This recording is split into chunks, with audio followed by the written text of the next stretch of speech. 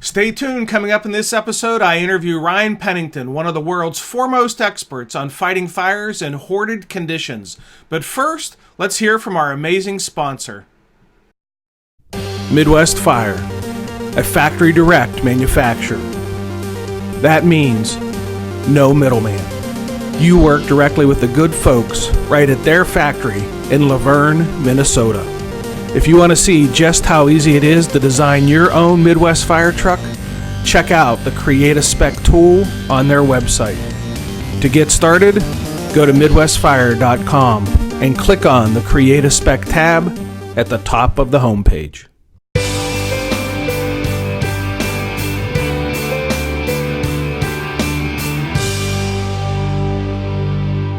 Hello and welcome to episode 300 of the Situational Awareness Matters show. I'm your host, Rich Gassaway. The purpose of this program is to help to improve situational awareness and high-risk decision-making for individuals and teams who work in high-stress, high-consequence, time-compressed environments with changing conditions. The SA Matters mission is simple.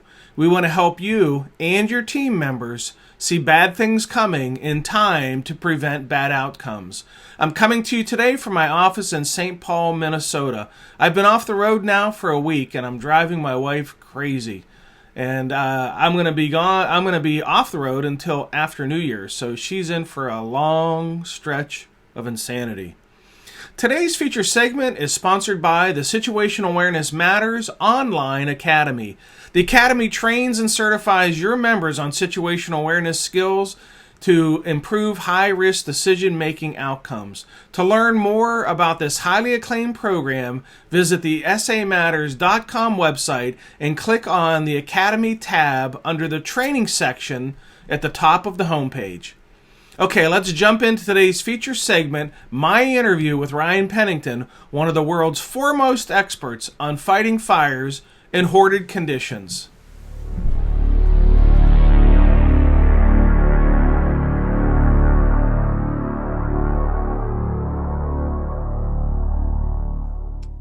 Hey everyone, Rich Gassaway here from Situational Awareness Matters show.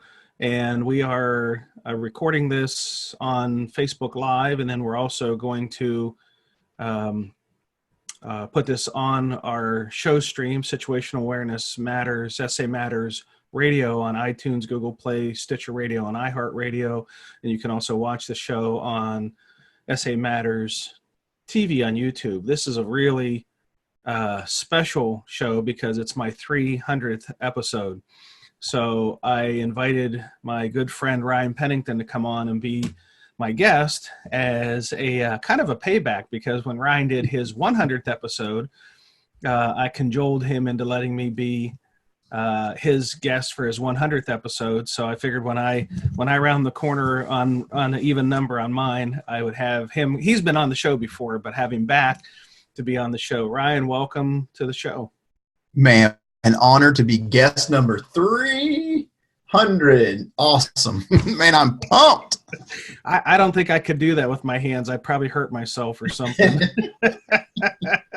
Dude, congratulations on 300 episodes of SA Matters. Man, that's you and I started this back in 2014. Of course, you blew past me just like you always do, but that's all right. I'm catching up soon. But 300 episodes, I don't think that people really appreciate how much work goes into even one episode, much less 300.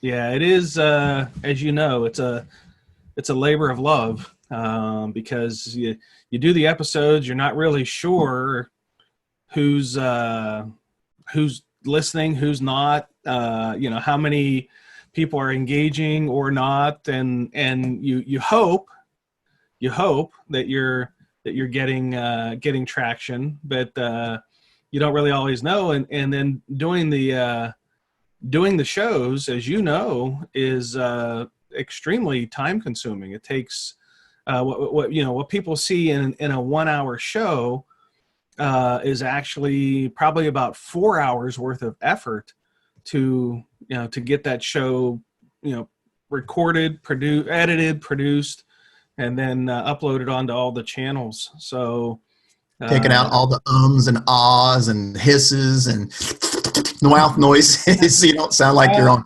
Silence of the Lambs. I don't really. Yeah, thanks. I'll have to edit that. I don't normally edit, but I'm going to edit. I'll edit that out. Well, the thing about it is when you do podcasting, it's such a powerful medium. And it, just like you said, there's nobody in front of you when we're talking normally. I mean, a lot of times you won't see, like you and I are looking at each other right here. So it's like you're talking into space. So it's like you kind of got to imagine what that person's going through. So that way when you're speaking, it's definitely something that it's unique and takes a long time to get used to, for sure.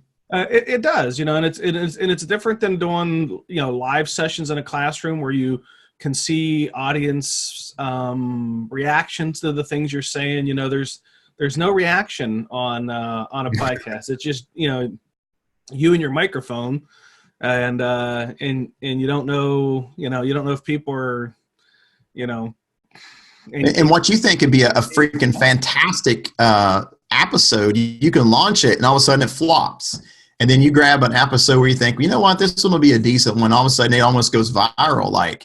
So it's really inconsistent on what people like. And a lot of it has to pertain to what the topic of the day is, like the 24-hour news cycle.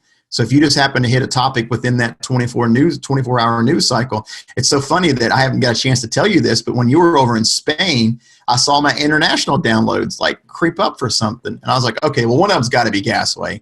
Then all of a sudden it went 300 downloads. It's like, well, unless Gasway's hitting that download button 300 times, there's got to be somebody more than Gasway listen. And it's neat to see how that works. Yeah. I was listening to your show as I was walking the Camino, but I can't explain how the other downloads work. I don't know enough about how the magic of what happens behind the scenes happens, but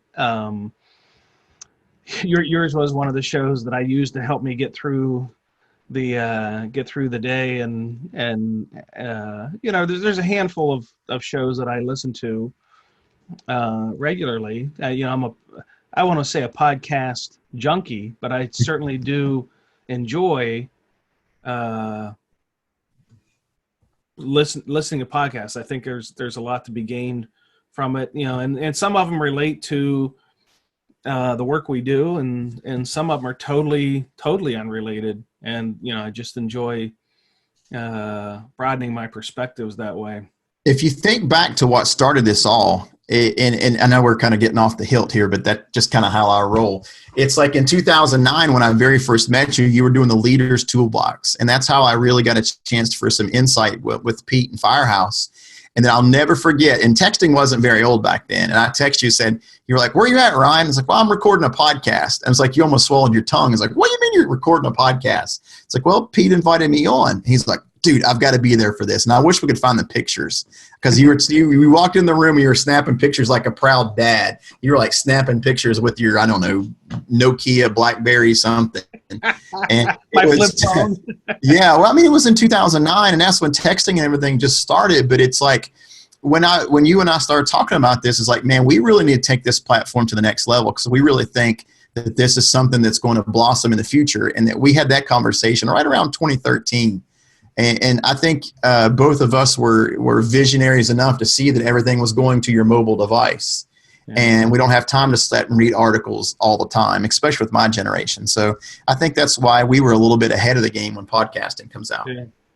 Yeah. And, I launched my podcast, and I always say this in my show, but I launched this podcast to give a voice to people who've had near misses and close calls, because of how many times during programs they've told these amazing stories of these incredible near miss events. Some of these responders were literally working side by side with somebody who got killed, and I'm interviewing the survivor who almost got killed but lived, and they talk about their lessons learned and their takeaways. And I remember in these classes, because when they were done and we all left, the only one who benefited from those powerful messages were the ones who were sitting in the seats that day.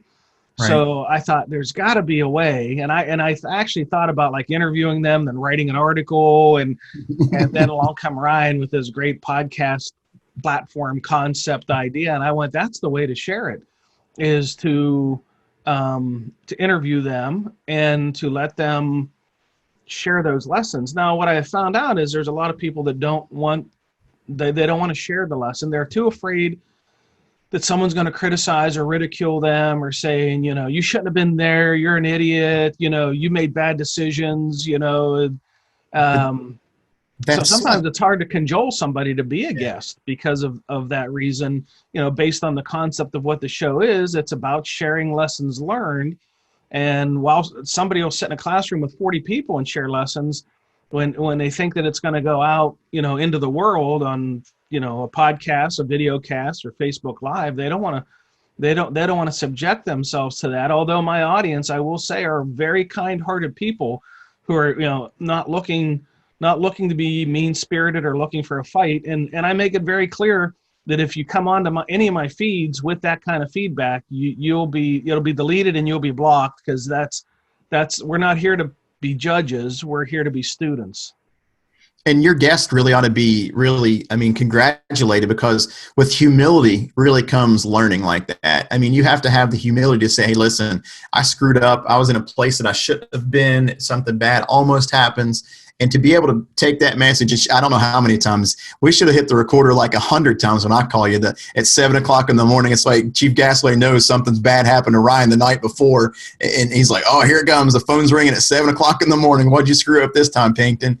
And it's like, when I made my rescue, I called you you were the first person I called, and you were like, wow, that was pretty hairy, or this was pretty bad. For someone to have that much guts, really just put it out there, is commendable for sure. I can't count on all my fingers and toes 10 times over how many social media posts you've inspired in a text message conversation, and then I'll frame that up as a meme, and I'll send it out on my social media and come back and say, thanks, Ryan, you just inspired my message of the day. And it's not always about incident related stuff. Sometimes it's about life related stuff, but I don't know what it is when I'm talking to you, and I'd say we talk fairly often. Is that a fair? Which hour of the day? The only problem I get was just you're in so many different time zones. Yeah, so that is. I've always got to send the message, hey, Dora, where on the map are you? Is that kind of like your way of feeding a question? Is he still in bed, or has he just gone to bed? Or I really like it when you're in the West Coast or you're in Australia, because that was my best ones. I got my biggest chewing when you're in Australia. So I guess you were just woke up and I was just going to bed, and you were in rare form and I was not wanting to hear it. So I think that was one of the best ones that you ever had. I'm pretty sure you were in Perth, Australia. And boy, I got a really good chewing out of that one. You're probably quick to realize that if you catch me first thing in the morning, it's probably not going to be the best of conversations. Get me when I'm worn down toward the end of the day, and then I tend to be more kind-hearted. Well, but the thing about that is, I can't thank you enough for having the honesty. My Jump Seat Radio podcast number 111 hit the day, and it's about making a plan. And that's been your consistent message from 2009 till now, is what your plan looked like. And it's so funny that I'm sure your ears were ringing today's podcast. It's like when you started my journey some 20 some odd years ago, it was like, what's your plan? And you're always like, well, what's your plan? Well, I'm fast forwarding that now, and I've got a young jump seat rider out in Indianapolis that's interviewing for a very prestigious fire department. I'm telling you, if I told you the name, you would probably say that's one of the top 10 fire departments that you've ever visited, because I know that you know them just as well as I do. And it's like, he sent me, I was like, well, what's your plan? He's like, well, I think I'm going to do this today. I was like, thinking you're going to do something and make a plan are two different things. And it's so funny because I kept thinking of Yoda going, ooh, the message will arrive when the student appears, or whatever you say every time. But I really think that's what I owe you so much thanks for when it comes to all of the texting and podcasting, everything, is me being able to provide people assistance through me from you, basically. Yeah, I think back on how many conversations we've had, and some of them have been what I would call tough love conversations. I tell you some things pretty direct, but then I always say, I'm telling you this because I care. And if I didn't care, I'd just say, go do what you want, Ryan, and good luck with it. And go about and doing my thing. And the fact is, I really do care about your success and the importance of goals and planning. And, because sometimes you've contacted me and said, I think I'm going to do this. And I say, to what end? To what goal? To what are you wanting to accomplish? And sometimes you have, or you're challenged to come up with a really good answer. And then I say, well, maybe that's a really good reason not to be doing that right now. Stay in your lane, stay focused. This is not a Ryan intervention session, but we've had a lot of those conversations like that over the course of the years. And some of them I'd like to think were helpful, and some of them I think probably on the other end, you were just doing an eye roll and, and just saying, here we go again. But it's one of the most powerful conversations you had, and I was working the 8 engine, and we had a near miss in a hoarding situation, and you had this conversation with me, and it was like, Ryan, it's like, you've got something, just like your guest, you've got something you need to share. I was not at the fire, my department suffered it, and it was like, when I started digging into it, he's like, do you realize what you're sitting on? And you had this conversation with me. He's like, go get your computer. And at the time we were just writing articles, and write that article. And it was like I said, I twiddled my thumbs, and we website. And then you went and bought the freaking website domain and never told me. So when I finally got around to buying the website domain, I was like, you've got to be absolutely flipping kidding me that someone went and bought that website domain. And lo and behold, guess, and I envision you like the evil emperor in Star Wars with your hood down going, but it was just something that it just stands out that I can't thank you enough for. Yeah, I was laughing. I remember doing that because I knew at that point in time that even though I said you should do it, that you probably wouldn't do it. And I went, that one's too good to let slip by. So I just went ahead and bought it. And I figured when the time came that you would want it, you'd come back and say, somebody bought it. And I'd say, yeah, here it is. Well, it wasn't quite that nice. It was not quite that nice. Yeah. My show is G and PG rated, so you can't say what you were really saying at the time.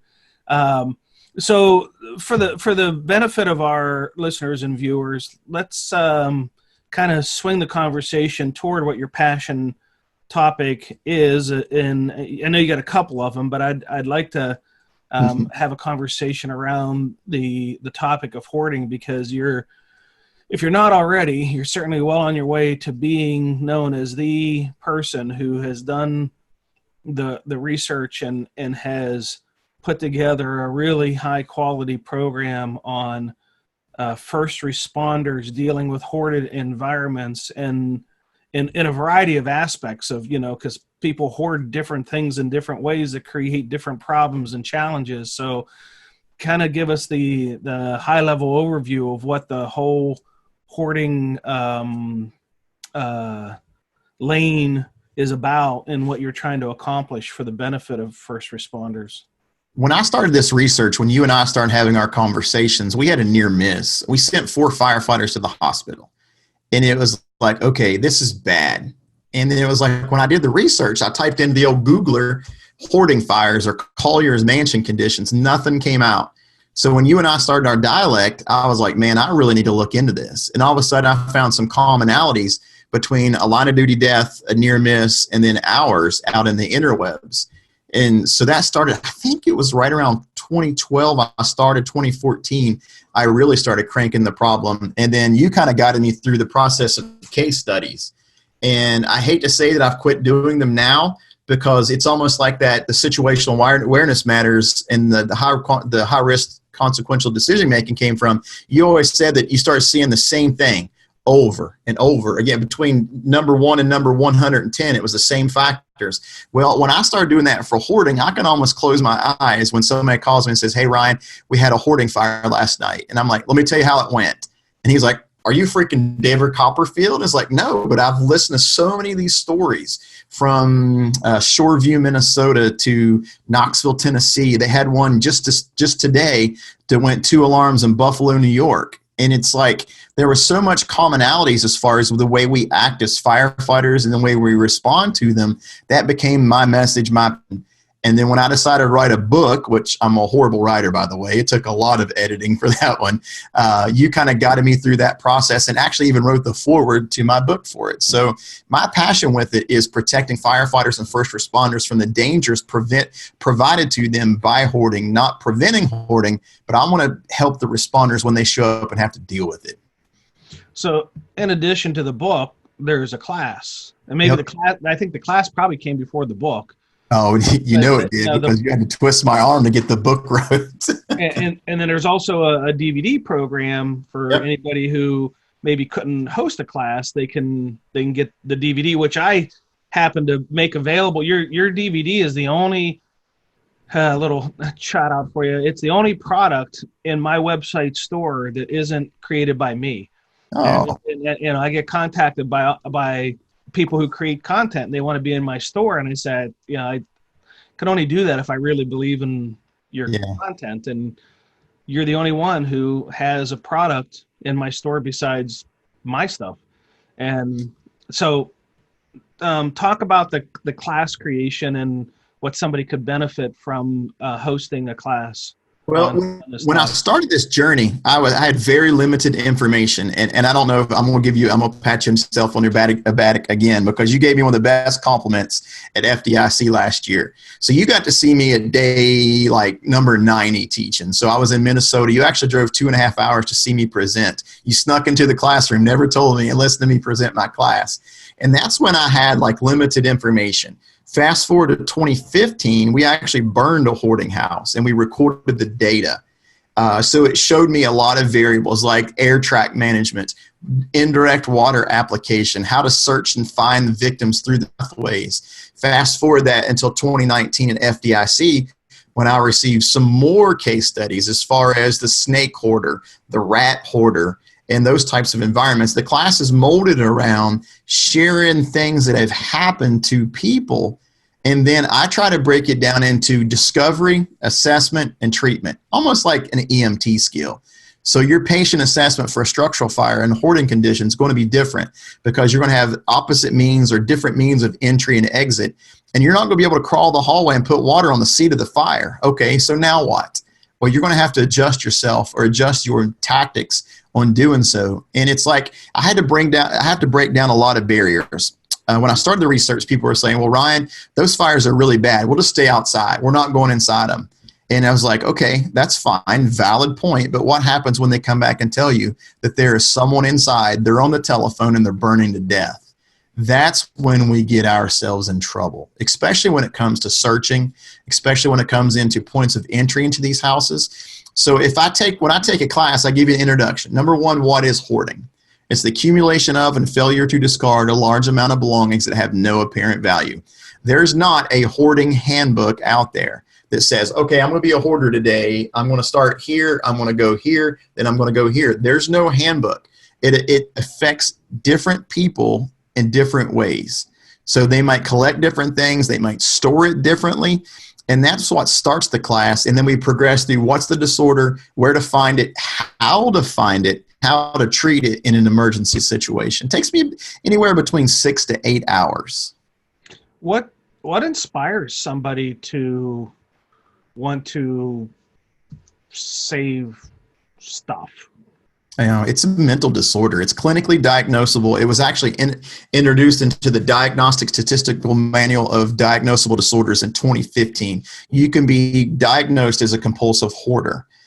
They may start the collection as far as they just want to collect some stuff, but after the mental health aspect takes over, they just can't get rid of it. So they may collect, but after it starts affecting them, they are unable to part with the stuff. And here's the part that's really concerning with us nowadays. People ask me, so Ryan, hoarding's been around for a long time. Yes, it has. But you're seeing it more often now because it afflicts the elderly more often, and the baby boomers are starting to age. What does that mean? The case of hoarding and hoarding fires are on the rise. Once I set my Google alerts to go off, it seems like I get at least 2 to 3 alerts per week somewhere in the world of a hoarder fire. It's happened twice this week already. So the chances of you running into a hoarding case is increasing. And that's just because the population's aging. So if in the context that hoarding is now a recognized, diagnosable illness, if you knew somebody who accumulated things like boxes from Apple products that they've bought over the last 10 years. No fair. No fair. You know I'm going to bring it up. Just shut up and take your medicine. Yeah. So for those who don't know, he posted pictures of Apple products dating back to like the iPhone 1, and he had these 2 stacks. And he said, hi, I'm Ryan, and I have an Apple problem. I replied and said, no, you're Ryan, you have a hoarding problem. Who keeps their iPhone boxes back to the very first product they bought? So, Mr. Hoarding, I want, publicly, we're on the air. I want an explanation for this. Well, you see, it started off like this. It was all in the name of science. I had to research stuff for science. I don't know. Just when we bought an iPhone, we'd stick it up in the cabinet, and you put work with in case you ever have a problem. And I've just done that like 10 times. My wife was very appreciative when I was like, "Why are we saving these boxes?" She's like, "I don't know, Mr. Hoarder Fire Guy. You tell me." Well, at least 2 of them. For anybody that didn't see him on his social media feed, at least 2 of them were iPhone 4s. And I know, sure as I'm sitting here, you are still not using an iPhone 4. So as the phone goes, why does the box stay? I can't answer that. See, this is the mystery of hoarding. You just don't understand what directs or what inspires people to care. And just so you know, it was 2 iPhone 4S's, a 5, a 5S, a 6, a 6 Max, a 7, and a 10. And as we sit here, you have a 10, right? Yeah. And you're not using any of the previous ones, right? They're all gone. Now, after you took the picture and posted on Ryan, this is truth or dare. After you got the picture and posted it on your social media, did you throw those boxes away? They are all gone. On a Scout's honor, they are all gone. You actually cleaned them out and threw them away? Yeah, they did. I'm so proud of you. It's almost funny that you brought that up, because it's almost like you can rationalize why you keep something. It's almost like insight into these.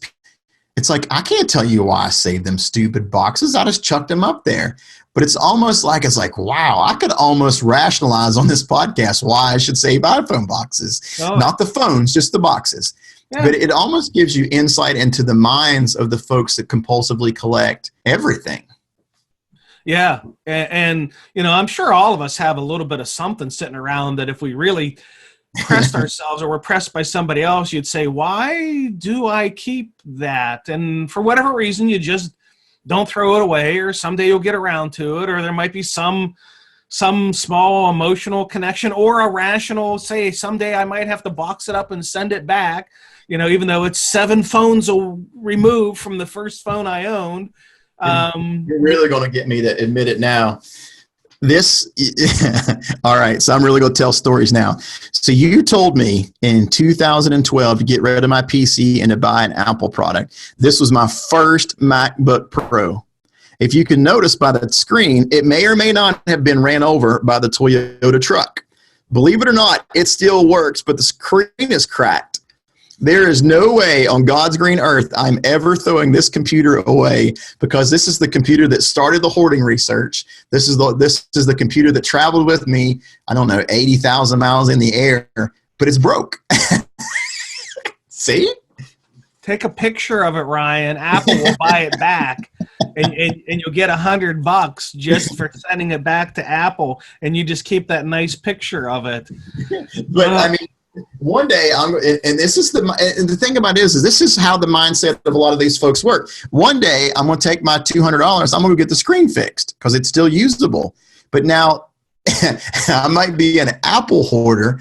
But now, think of that context to the people that have filled their house. And if you pick up something, they'll say the same thing about everything, not just not just Mac computers. Yeah, they have a good reason in their mind why they need all that stuff. Are there different levels of Absolutely. hoarded environments, and share with us a little bit about how you have gone about classifying these different levels and what it might mean for first responders?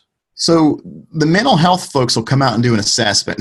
How much of a hoarder are you? Ryan's only a level 1 at this point, but I'm working on it, right? But it can go up to a level 5. So what firefighters don't understand is when you think of a hoarded environment, you think of crawling through the boxes to the ceiling. In reality, it takes years, if not decades, to get to that point. So the clutter can be at knee level, waist level, shoulder level, or completely impassable. So I publish and I'll give you the website and stuff here towards the end of the show that you can go down and you can assess. And I do it green, yellow, red. It's real simple. Green, where it go. Yellow, you better start slowing down and assessing what you're doing. And red, you have got to stop and say, hey, listen, this is a collapse risk, especially if they're hoarding, say, Chevy big block engines, which I found that the other day. The guy literally had the whole front end of a car, including the Chevy big block engine, in the attic space of his 3,500 square foot house. The firefighters fought the fire, decent clutter level. They went to hook the ceiling, and they found the whole front clip of, like, I don't know, a Camaro or something up inside his attic where he was going to plan on getting it fixed one day. Just so happens he put the Chevy big block engine and built the house around it. That was wicked. I shouldn't have done that. No. Carol!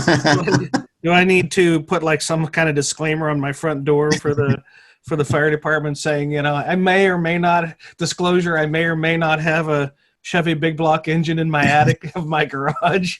Yeah, and the thing about that is think about some of the things you can collect.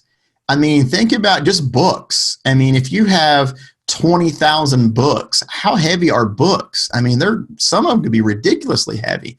And then you go start throwing 150 gallons per minute times 30 minutes. And by the way, you don't have no water running out of the structure.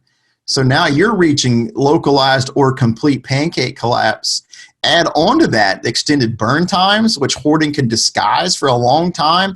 It's the perfect recipe for disaster. And I think that's what's really, really pushed my passion for it. It's because here we go, another Rich quote, you don't know what you don't know. And it's like, well, a lot of these folks, I think they know that hoarding's bad. I just don't think they realize how bad it is. I mean, if you've got a fire that's been burning for 2 hours and then you've got 20,000 books on top of it, you're minutes away from disaster. And if we go charging headlong through that door without adjusting for it, you're going to find yourself in a bad spot quick. Is it fair to say that a hoarding fire can happen in a house when the hoarder is not home? They're out very much. They're out in their hoarded vehicle, and I'll let you talk a little bit about that. Remind me to come back around to that. But if they're home, there's a real good chance they're not leaving their stuff. Well, and I knew it was going to happen. And I don't know if I've got a chance to tell you the story since FDIC or not, but it happened on Long Island, and they showed up really quick, and the guys got the water can. It was a small kitchen fire, and they went in, and there the guy was trying to battle this hoarding fire in a kitchen. And they're like, sir, I mean, they have their SCBAs on. They're like, I don't know how this guy's even breathing. But he refused to leave the kitchen, actually became violent against the firefighters. With this working kitchen fire. And luckily, they were able to keep the fire contained while they drug this guy out. And that's how compassionate these folks are. This is how passionate they are for protecting their belongings. I knew it was just a matter of time before we were going to find an occupant refusing to leave because they've got such emotional attachment to their hoard. Yeah. And it isn't always about hoarding books and clothes or trash that they can't get rid of. Some people, as you talked about the snakes, some people hoard animals. Oh, yeah. I think it's going to be a bigger issue than content hoarding is. Because, listen, I'm very compassionate about animals, and I'm not too far abnormal about that. Well, a lot of us love our animals. But, I mean, I don't love them to the fact where, like in South Texas, where like the 300 chihuahuas come running out of the house. Or just after I left Anchorage, Alaska, teaching at the Alaska Fire School, they had a house fire with like 300 rabbits got killed. They had them in pens outside and inside the house. I call that dinner here in West Virginia. Just need to bring the barbecue sauce. Call it even. But could you imagine fighting a fire with 200, 300 chihuahuas coming out? I mean, that is legitimate. I mean, these things are happening. I'm going to get hate mail from the ASPCA now. Now that you've said that, you gave me a flashback of a call that I was at when I was the chief in Ohio, where we got a report of a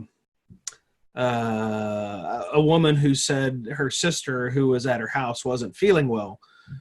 Well, we responded, and she wasn't feeling well because she'd been dead for 3 days. Oh. And they were cat hoarders, and the cats. I don't know if I'm going to have to put a explicit on this. We'll say the cats were hungry, but there was food available.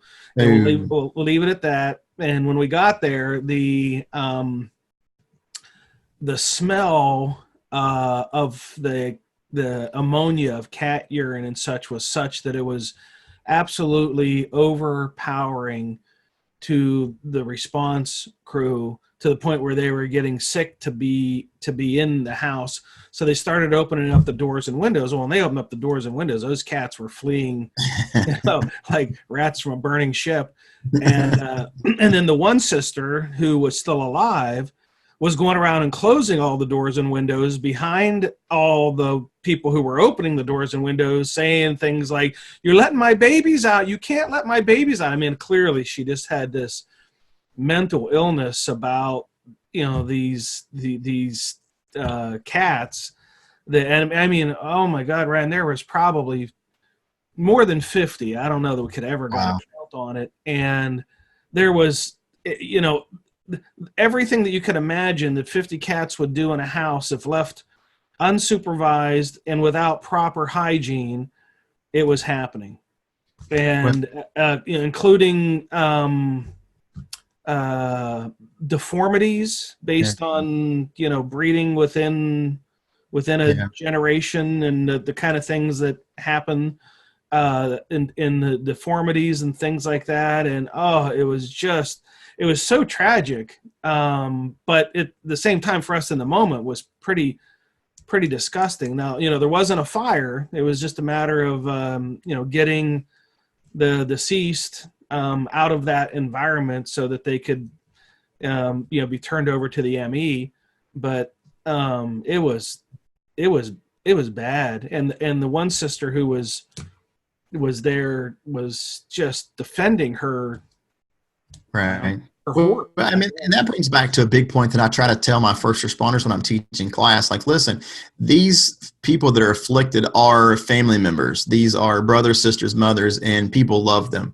We need to understand that this is what you said. It's an illness, and we need to treat them as such. I mean, we can't go in there and be filthy, rude, and nasty to these people. I mean, for your own protection, I mean, they can become violent towards you, but we need to be understanding that Mr. and Mrs., hey, listen, you can't go in there and tell them this is a filthy trash house and this is horrible and all this. You really need to treat them with kids' gloves, especially if you're dealing with a non-fire situation where you're going to move their belongings. Hey, sir or madam, I'm going to have to move this over. I'm not going to throw it away. Reassure them that I'm not throwing it away. I just need to move it so we can get our ambulance gurney in here or whatever. And I really hammer that home through class.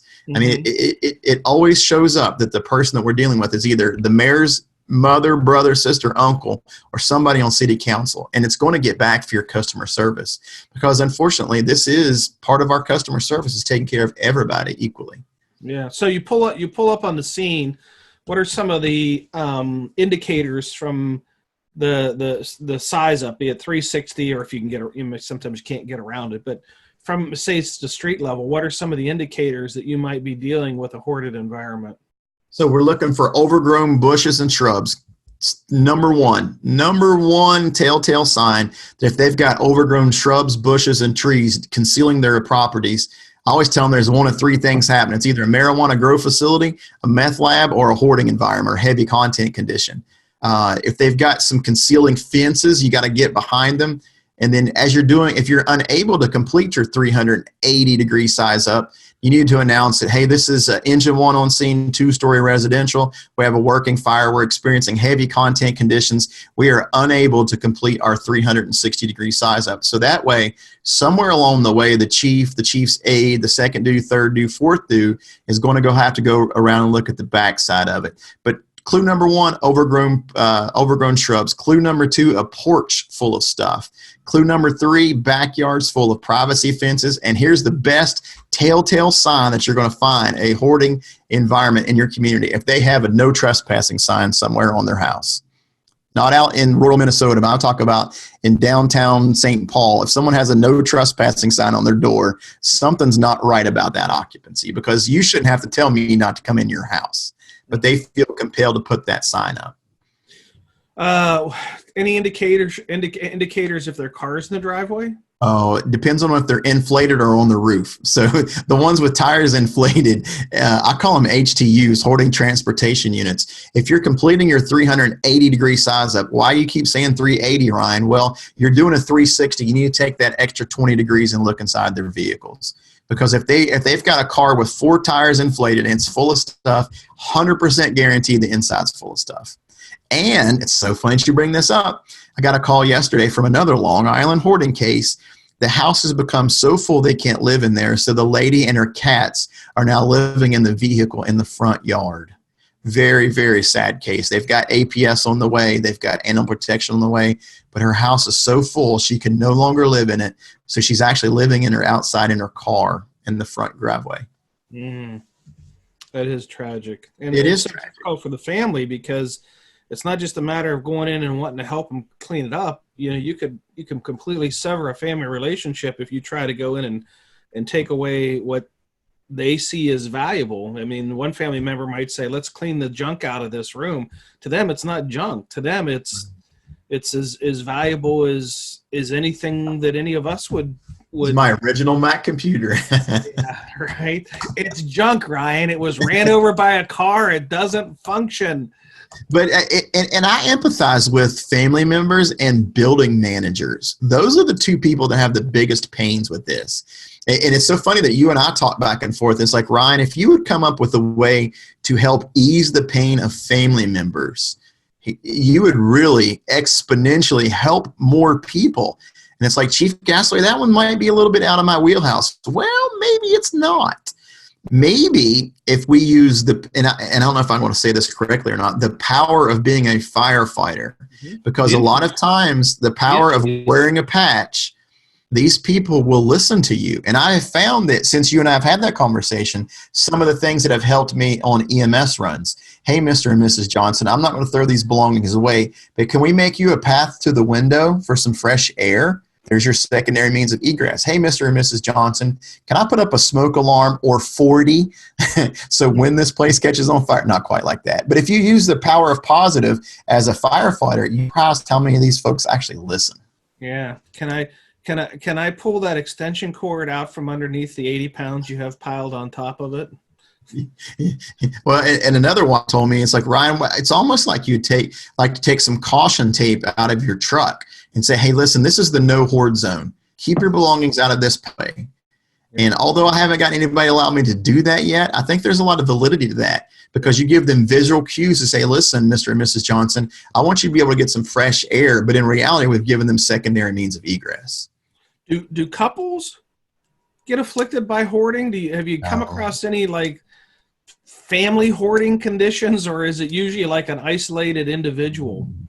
They've actually got support groups now called Children of Hoarding, because they want to break the cycle. So it's like the Collier's Mansion case at 128th Street in Harlem. They were third generation collectors.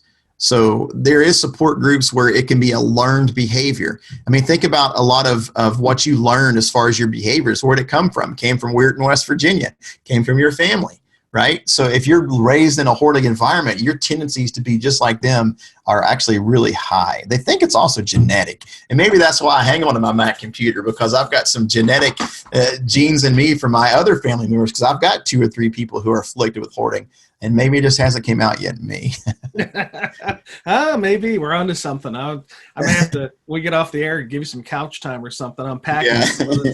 on some of those. Now, earlier you had used the term heavy content, and it was almost seemingly a term that replaced the term hoarding. So, Yeah. what does that mean? Does it mean the same thing? And why would you just not call it hoarding? Why would you call it heavy content? Because I think the context was, you said the firefighters arrive on the scene and their size up is they have a heavy content fire. Why wouldn't they just say we have a hoarding condition or a hoarding fire? So when I started on this journey, I got with you because you're in the brain business, right? The brain business, trying to figure out, my brain is like the number one business, but your decision making model said, hey, I was like, hey, Chief, I need to find something to call this that's not hoarding. And you were like, hey, Ryan, let's think about this for a while. And the terminology you and I came up with was heavy content. Number one, you're describing the structure, not the occupant. You've not got on the radio and said, this is firefighter one, we're experiencing a hoarding condition, where you blab out to the world that this person's afflicted with compulsive hoarding disorder. But it also should put you in the mindset of a heavy content. It means it's overloaded. It means we're talking about collapse risk. But it also should like trigger your neurons. Maybe you can speak to that, to start thinking we're also under a heavy workload for the firefighters. It's politically descriptive of the structure, not the occupants, and it's a trigger term to might make you start thinking about the heavy workload that's upon you.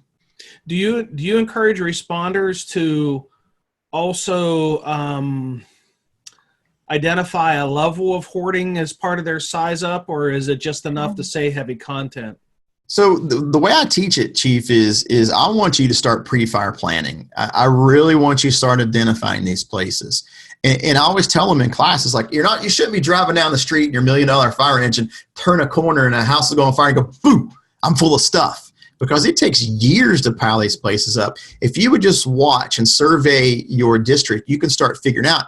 And then once you start making medical calls or public assistance, that's when you start the pre-fire plan. That's when you know what the level is, 1, 2, 3, 4, or 5. And that's when you can put it on your active 911. You can put it on your I am responding. Heck, put it in a notepad in your engine. Tell your dispatch center. But once the fire happens, I want to know, is it heavy content or is it not? And I would just assume you go ahead and make an assumption. If you've got 1 or 2 or 3 clues, and call it heavy content, and then maybe you cancel it once you get inside. But if I'm a chief officer and I want the chief officers to say, hey, this is engine 1, I want to see in 2-story residential, we're experiencing heavy content. Chief 1, do you receive that message? Chief 1 received that message. Second alarm. I want the people, I want the resources, and I want us to slow down a little bit, which was it Chief Brunacina says the one gear that firefighters don't have is reverse. Mm-hmm. And this is the one time that I need them to have a reverse. Yeah. Now, I don't know if we've ever even had a conversation offline about this, but if they're hoarding animals versus stuff, do you say it's heavy live content, or is it just still heavy content? Probably content, really.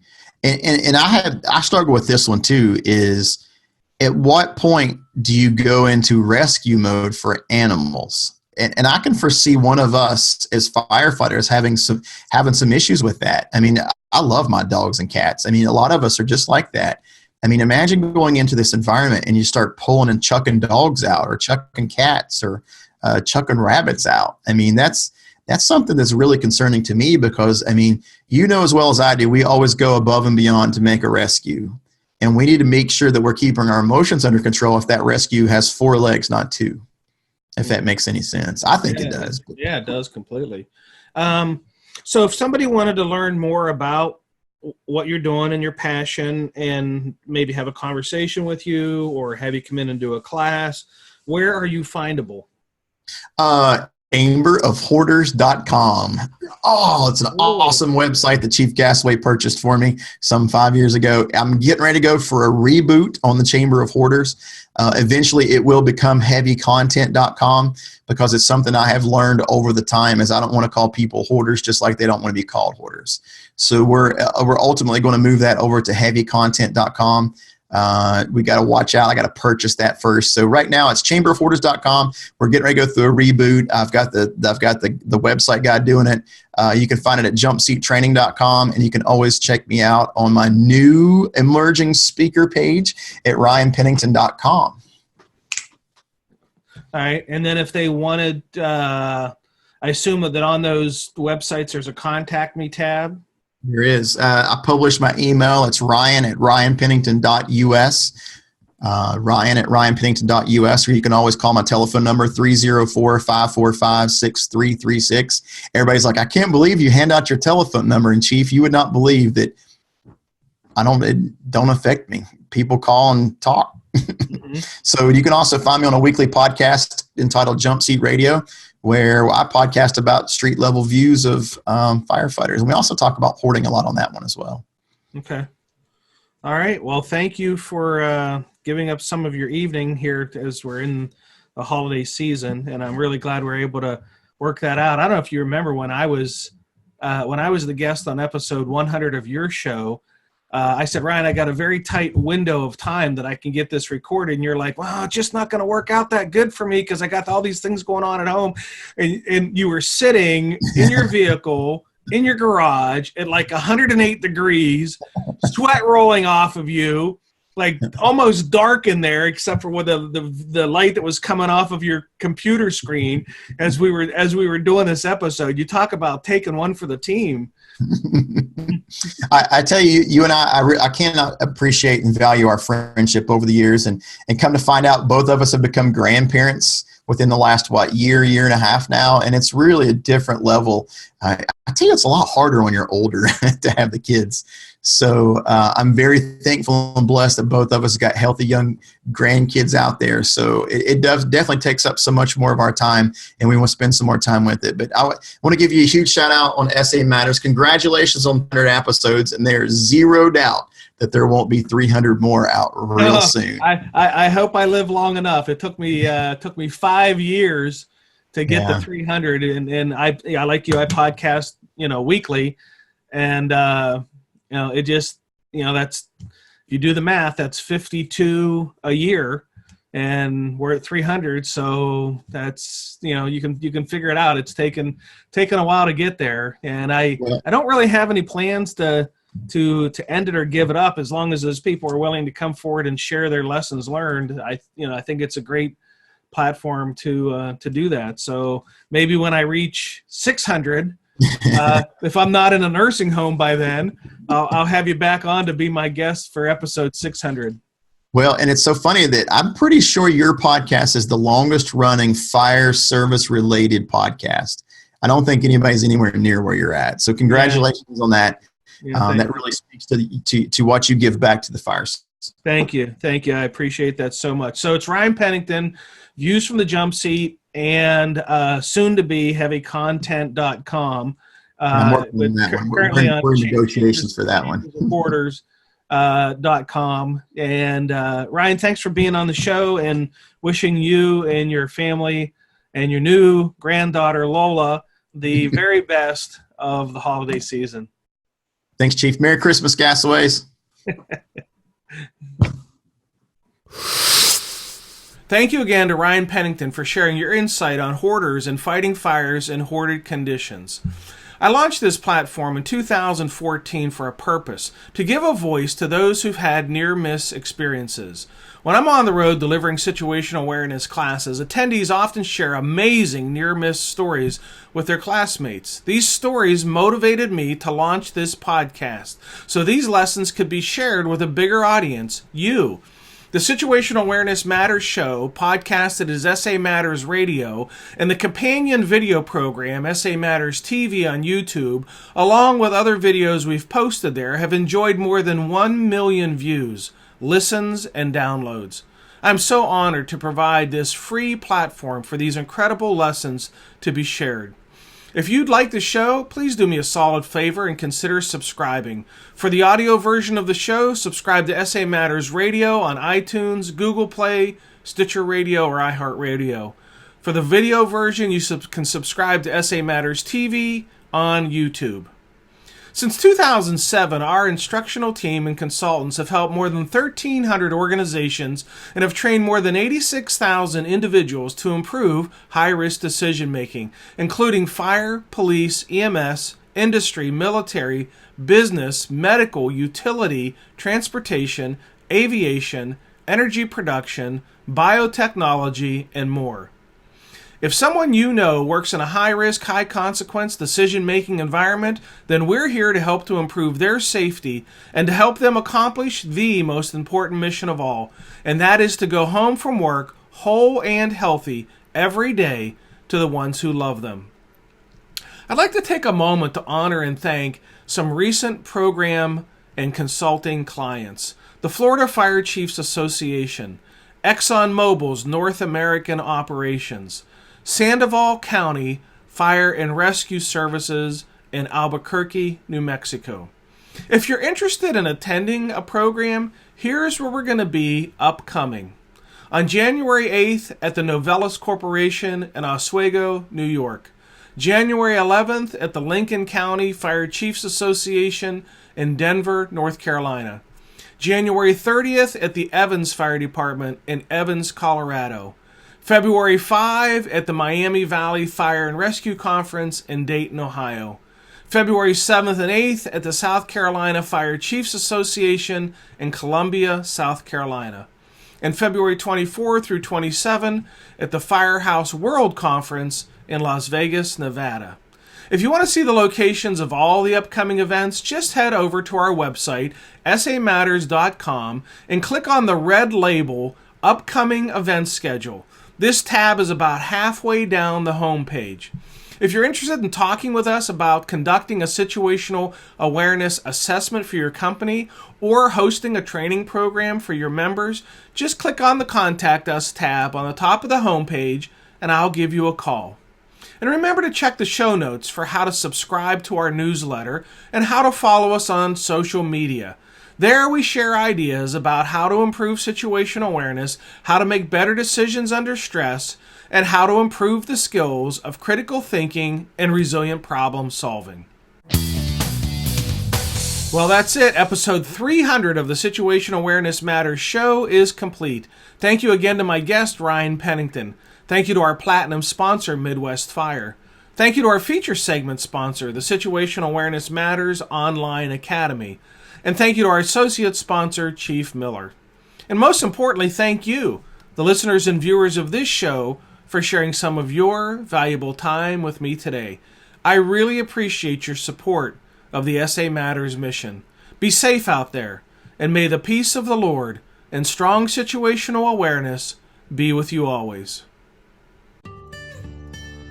You've been listening to the Situational Awareness Matters radio show with Dr. Richard B. Gassaway. If you are interested in learning more about situational awareness, human factors, and decision-making under stress, visit samatters.com.